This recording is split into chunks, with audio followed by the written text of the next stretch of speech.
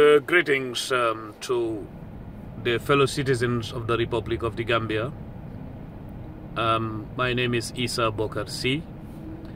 I just wanted to share some views on something that I believe it is necessary to diagnose and then talk about, which is following the deportation of some Gambian immigrants from the United States of America, Germany and other parts of the world, but to be more precise, Germany and the US.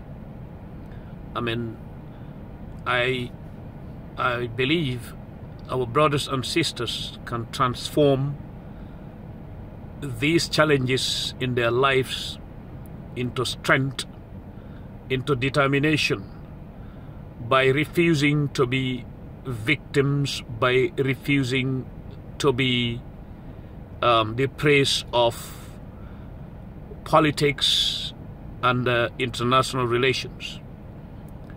They are being advised to galvanize, to synchronize their efforts, their knowledge and resources, therefore form a civil society organization which they can come together and give it a name, or they can form a non-governmental organization and give it their own name. They are a sizable number, and when they maintain themselves in steadiness, firmness, determination and organizational discipline, they are going to end up being a force to be reckoned with within the Gambia and outside. A person like Mohammed Njai, just to give an example, has a degree in engineering and is a house builder, has built so many expensive, attractive houses in the United States of America itself. Once they galvanize, because what brings them together is destiny and their common interest. Therefore, they can be the beginning of the support base of any one of them who wants to establish a business or open a law firm or anything else.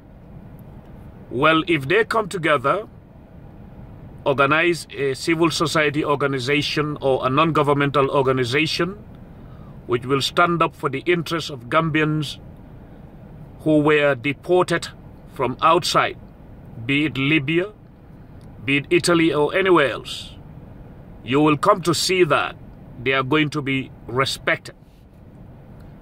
These people can be the beginning of the end of refusing to be praised or pawns in politics or political pawns. Now, for that matter, that is my suggestion. They should not allow it to change them into what they are not. These are people who are respected.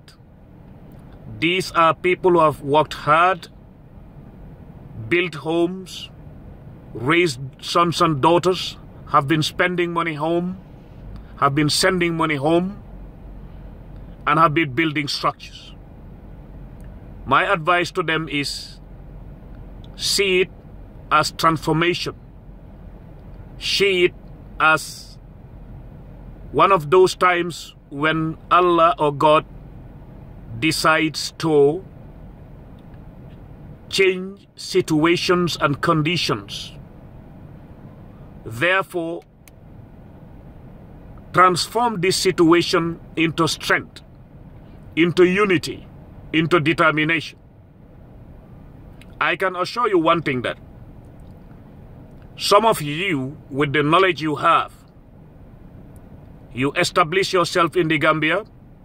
Within the next 6 months, 1 year, 2 years, you may be one of those chief patrons that politicians would invite that they will run after to sponsor for campaign and elections, to help them with T-shirts. I can tell you that. Now, in a case like that also, I would encourage local companies in the Gambia, private sector in particular, reach out to these people, just like the US does in certain situations when things like this, when challenges happen in Katrina, they were given the opportunity before anybody else to access jobs. Let us embrace ours. Let us open our hearts and minds and doors for them. Let us show the other part of the world that they were hardworking, sending money back home, but those skills they were using abroad can now be transformed within. If it is not done by a government, it can be done by society. It is the Gambian society that I'm talking to at this point. Welcome yours, support them. And those who were deported, galvanize yourselves. Come together. Those of you who can have their own companies, encourage those people and be their #1 clients. And if any one of you, like Mohammed Njai, happens to have his own business running, I have no doubt in my mind, with the kind of leadership qualities and concern he showed in the detention center in Sierra Blanca, he's going to first hire those people who were deported, because the preference should be them.